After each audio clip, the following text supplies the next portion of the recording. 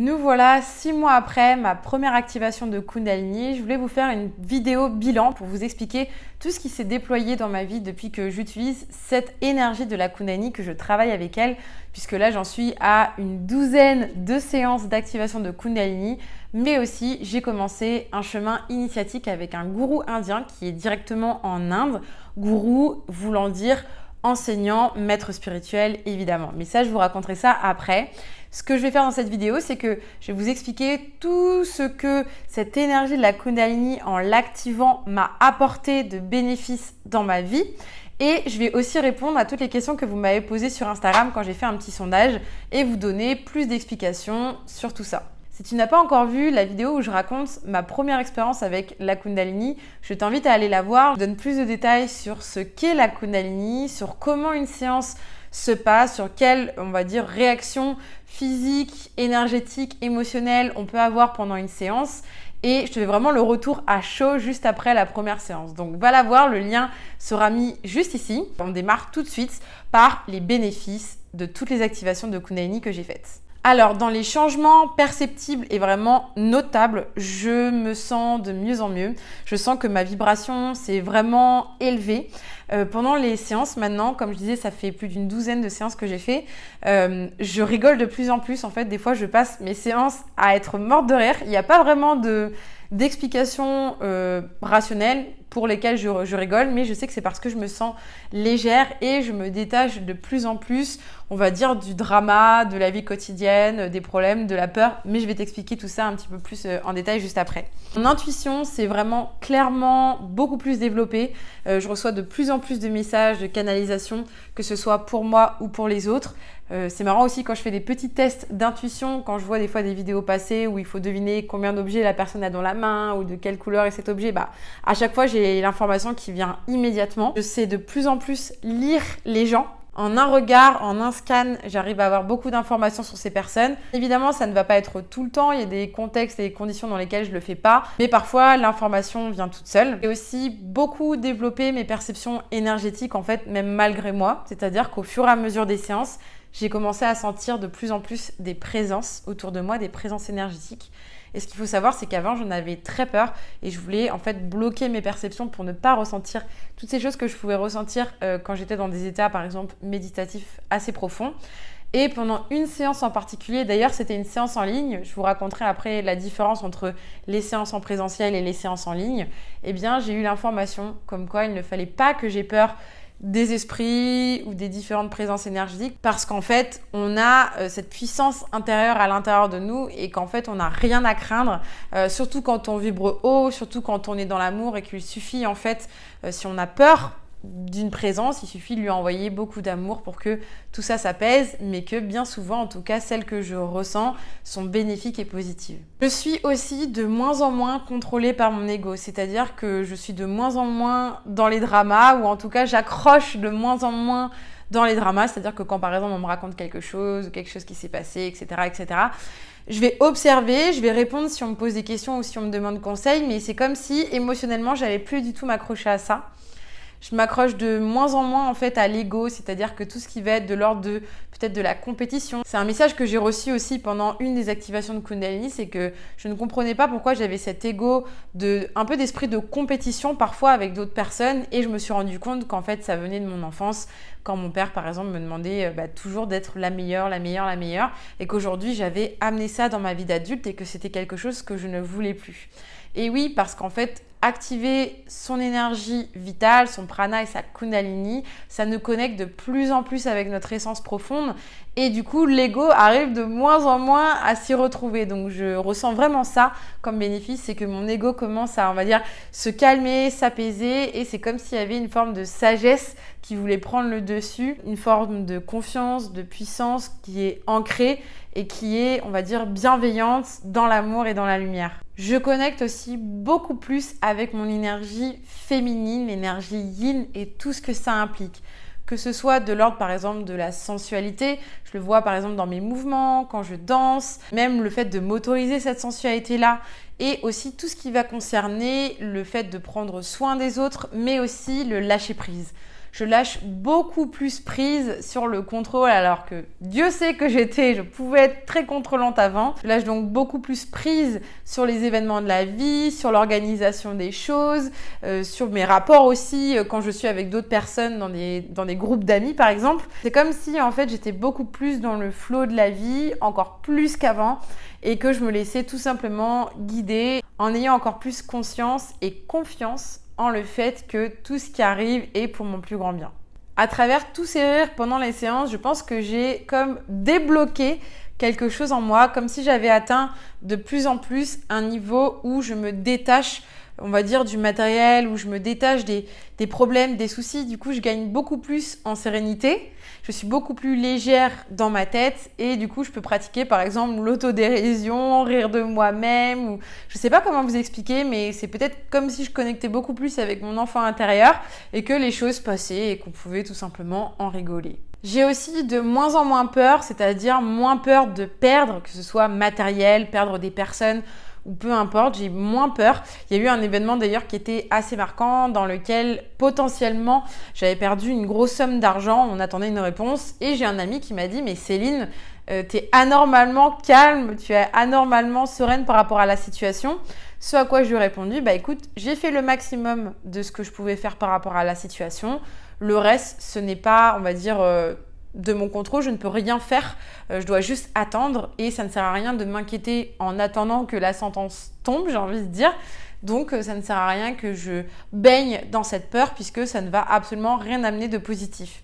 Ça, c'était des choses dont j'avais déjà conscience avant, que je connaissais avec le mental avant, mais que je n'avais pas spécialement appliqué. Et je sais que ça aurait pu m'arriver avant, surtout s'il s'agissait de grosses sommes d'argent que je pouvais potentiellement perdre dans des investissements. Je sais que j'aurais pu paniquer, stresser, me prendre la tête avec ça.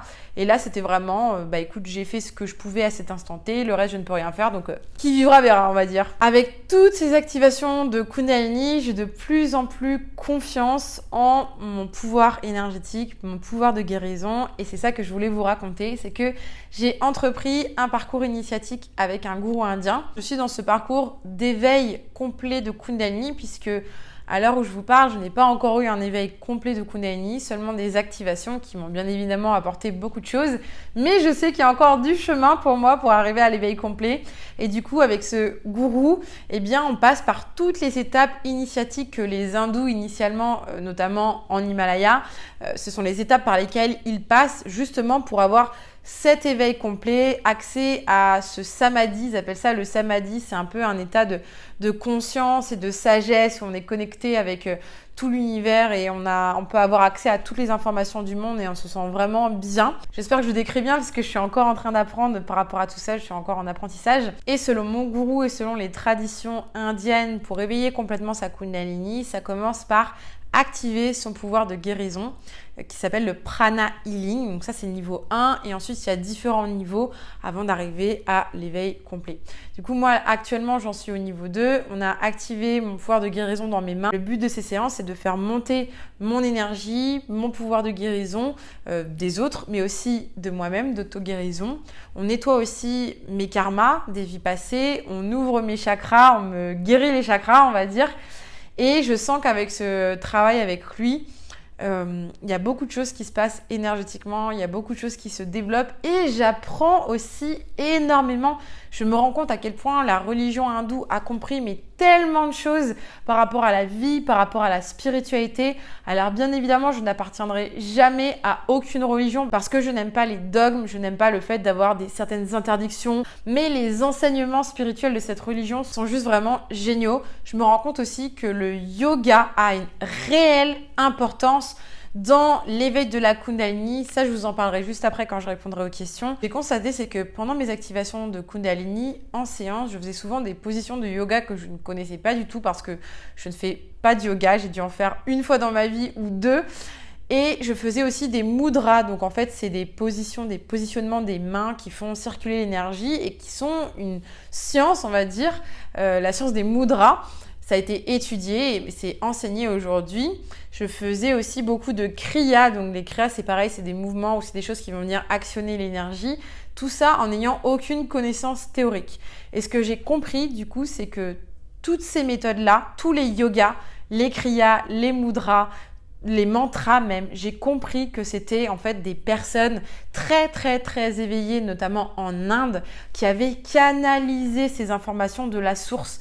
Et oui, parce qu'en fait, il faut bien que ça vienne de quelque part. Et ce qu'on constate pendant les activations, c'est que des personnes qui ne connaissent pas du tout ça font ces gestes-là. Donc ça doit bien venir de quelque part. Et pour moi, en tout cas, ma théorie, et je pense que c'est confirmé si on va étudier en profondeur le yoga et d'où viennent en fait toutes ces techniques que les enseignants, on va dire les premiers enseignants nous enseignent, c'est que c'est canalisé. Et que du coup, en fait, n'importe qui peut canaliser des mouvements, des positions de yoga, etc. Et pour moi, du coup, ça vient confirmer l'importance de ces techniques, de ces pratiques justement pour pouvoir s'aligner, ouvrir notre corps énergétique, ouvrir nos canaux énergétiques et faire en sorte que l'énergie circule bien et d'être bien équilibré énergétiquement. Le but de ce chemin spirituel avec ce gourou, c'est de non seulement du coup exploiter la pleine capacité de mes perceptions énergétiques et de mon pouvoir énergétique, mais aussi je suis en formation pour pouvoir à mon tour proposer des séances d'activation de Kundalini. J'ai déjà annoncé sur Instagram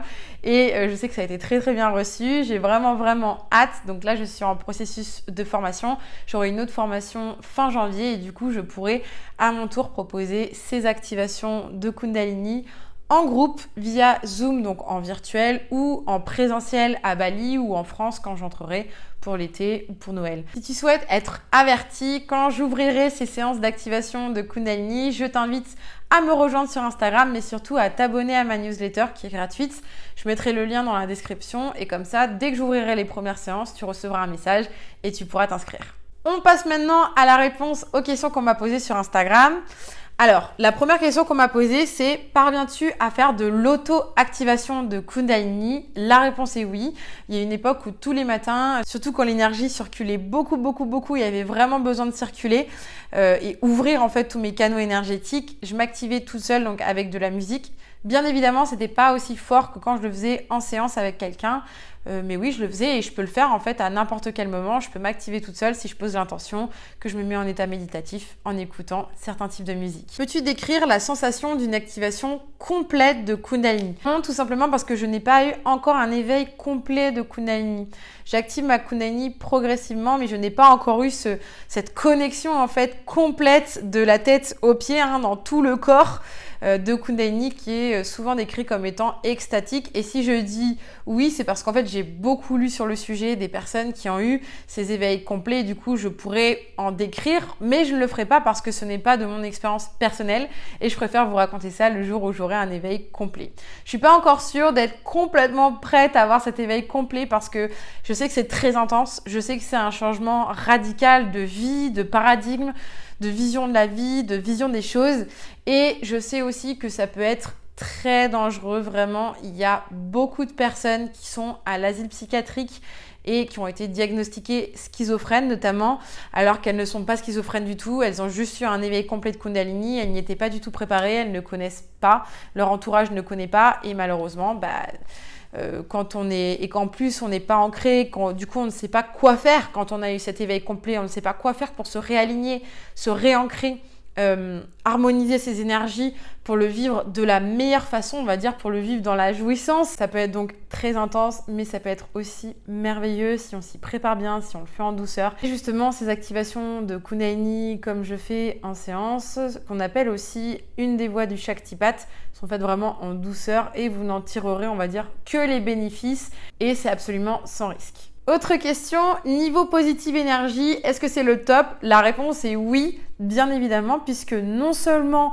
on se sent super bien pendant la séance, mais en plus de ça, on se sent super bien après la séance et pendant quelques jours après.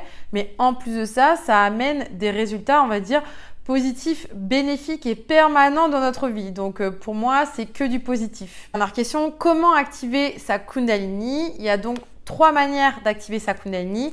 Il y a la manière spontanée, c'est-à-dire que c'est des personnes qui ont eu un éveil complet du jour au lendemain et souvent ils racontent que ça a été assez difficile puisque justement ils n'étaient pas accompagnés et ça s'est fait de manière un petit peu violente mais ils n'ont pas pu le contrôler. La deuxième manière, c'est de manière volontaire et consciente à travers certaines techniques comme certains yogas, le yoga Kundalini, le Kriya Yoga, mais aussi certaines techniques de respiration qui vont venir faire monter ce feu intérieur pour que l'énergie puisse monter.